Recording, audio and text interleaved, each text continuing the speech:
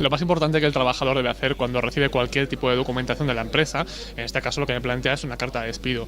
Lo más importante es tener claro que el trabajador al recibirlo debe siempre poner las palabras no conforme más la fecha en la que lo recibe. De esa forma puede posteriormente revisarla y, por supuesto, reclamar en el caso de que sea una cuestión reclamable, ya sea un despido, reclamación de cantidad o cualquier otro procedimiento.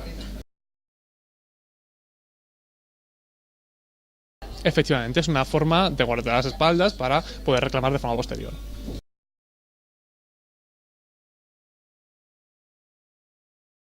El siguiente paso, cuando recibimos esa documentación y sí que dejamos constancia de nuestra no conformidad con ello, tenemos siempre que documentarnos a través de un letrado, asistencia jurídica, para que nos indique exactamente si tenemos posibilidades o no de poder llevar a cabo esa demanda.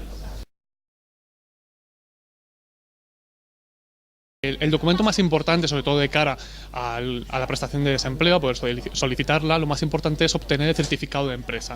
En este certificado consta sobre todo el motivo por el que te han despedido y si realmente es un despido, con lo cual, o una finalización de contrato, con lo cual podrías cobrar esa prestación por desempleo. Y en ese finiquito debe constar todas aquellas cantidades que te adeuden, todas, ya sean vacaciones, pagas extras, nóminas dejadas de abonar, etcétera. Cualquier reclamación, cualquier cantidad que no se haya entregado por la empresa, abonado por la empresa.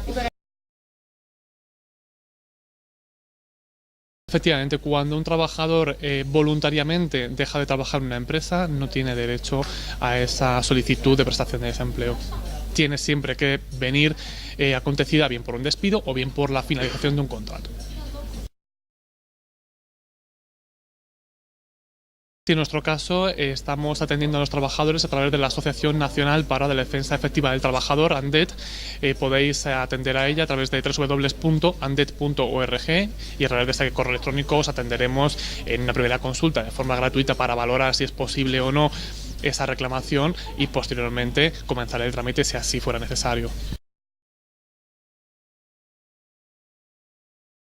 Sí, efectivamente, las reformas que están aconteciendo, ya acontecieron dos con el anterior gobierno, una con la Ley 35/2010, la siguiente en el siguiente año, en 2011, con el Real Decreto 10/2011, y ahora, por supuesto, la inminente reforma laboral que va a terminar con los pocos derechos de los trabajadores que aún todavía quedan. Obviamente, cada reforma no supone una mejora del empleo, o del trabajo, mejor dicho, sino que más bien supone un detrimento de los derechos del trabajador en pro de los derechos de la empresa.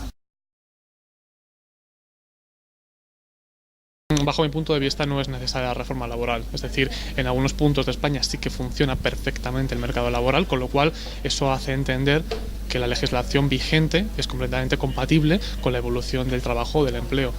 Con lo cual yo no creo que sea necesaria esa reforma laboral. La flexibilidad ya es máxima para la empresa en todos los sentidos, a nivel de contratación y en otros más, funcional, horaria, etcétera, con lo cual simplemente una reforma posterior implicaría esa pérdida de derechos.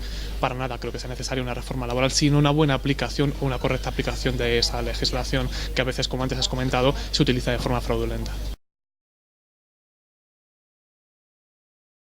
Depende de los dirigentes que están al mando, depende de la calidad del empresario y depende, por supuesto, de quién aplica esa legislación. Simplemente eso. La legislación, ya digo, en diferentes puntos de España está funcionando mejor y peor y es la misma para todos. Es decir, aunque nos intenten convencer de que cada comunidad autónoma tiene su propia legislación, lo cierto es que los puntos más importantes coinciden, con lo cual no es un problema de legislación, por tanto no es necesaria una siguiente reforma laboral.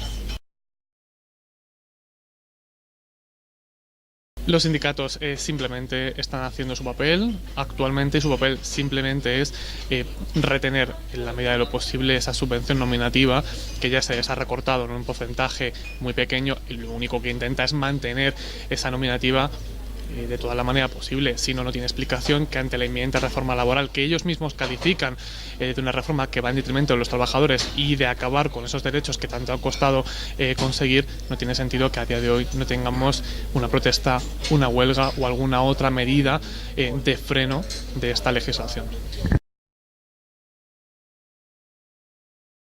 Creo que desconocimiento y dejadez por parte de los trabajadores, sobre todo también. Es decir, creo que nadie se involucra en este tipo de temas hasta que no se ve involucrado en ellos, con lo cual creo que hay un pleno desconocimiento, absoluto desconocimiento de lo que va a suceder tras la reforma. Obviamente, cuando eso se aplique a la práctica será cuando nos demos cuenta de todos los derechos que se han ido perdiendo en los últimos 2 años con las últimas 2 reformas y sobre todo lo que va a implicar la tercera y última reforma.